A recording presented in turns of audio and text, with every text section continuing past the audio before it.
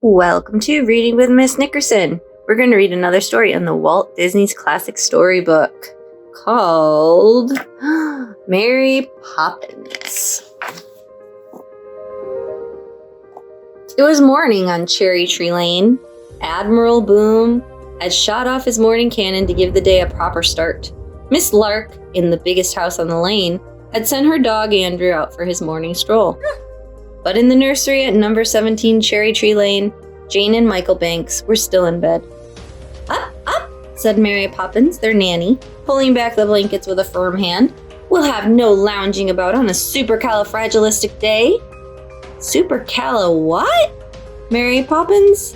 Asked Michael.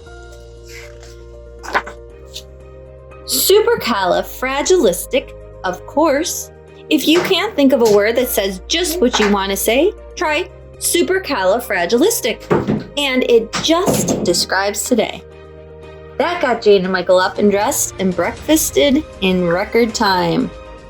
Supercalifragilistic, sang Jane and Michael as they marched along the lane. They almost bumped into Mary Poppins when she stopped to speak to Andrew, Miss Lark's little dog. Yip, yip, yip, said Andrew. Yes, of course, said Mary Poppins. I'll go straight away, and thank you very much. Yep, said Andrew. Then, taking Jane and Michael by the hand, Mary Poppins started off the way Andrew had come. What did he say? Asked Jane. There's been a change of plans, said Mary Poppins. Come along, please. Don't straggle. She led them at a brisk pace down narrow, twisting streets until she stopped at the door of a small house. Rap, rap. With the parrot's head handle of Mary Poppins' umbrella, Mary's friend, Bert, opened the door. How is he? Mary Poppins asked. Bert shook his head. I've never seen him as bad as this, he said, and that's the truth. Bert opened the door wide, and Mary Poppins, Jane, and Michael stepped inside. In the center of the room stood a table set for tea. Jane and Michael looked about. They could see no one there. Uncle Albert, you promised not to go floating around again, said Mary Poppins. She seemed to be speaking to the ceiling. Jane and Michael looked up. There in the air sat Mary Poppins' Uncle Albert, chuckling merrily. I know, my dear, said Uncle Albert, wiping a merry eye, but the moment I start, it's all up with me. To the children he whispered, It's laughing that does it, you know. Jane and Michael were trying hard to be polite, but they couldn't help it. Soon, they began to chuckle. By this time, Bert was rolling about, shaking with laughter. As they watched, he rose into the air and soon was bobbing about beside Uncle Albert. Michael's chuckle grew to a laugh. So did Jane's. Soon, they were simply filled with laughter. Their feet left the floor and up they floated till their heads bumped the ceiling. I must say you're a sight, the lot of you, said Mary Poppins disapprovingly, her arms folded. Speaking of sight, said Bert, it reminds me of my brother. He's got a nice, cushy job in a watch factory.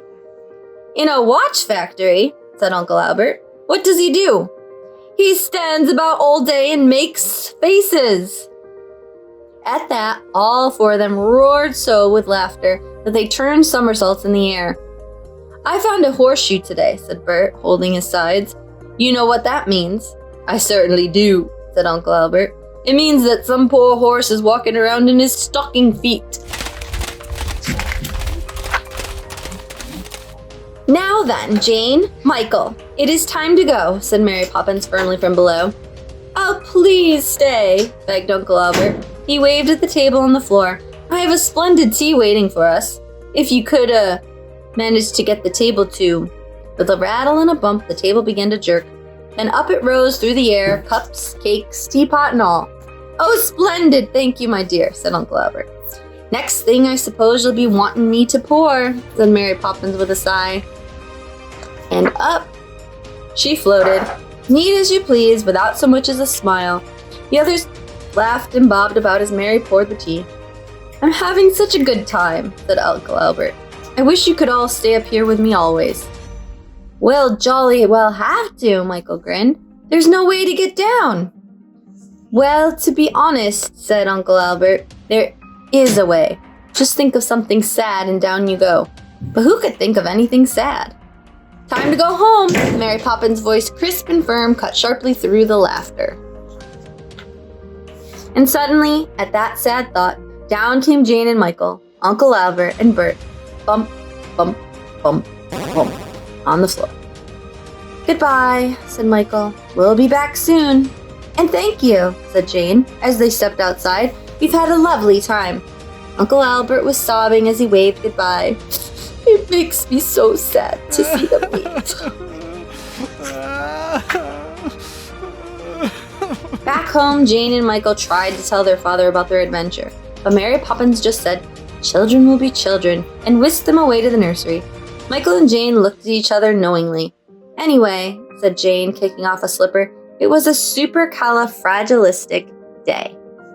The end.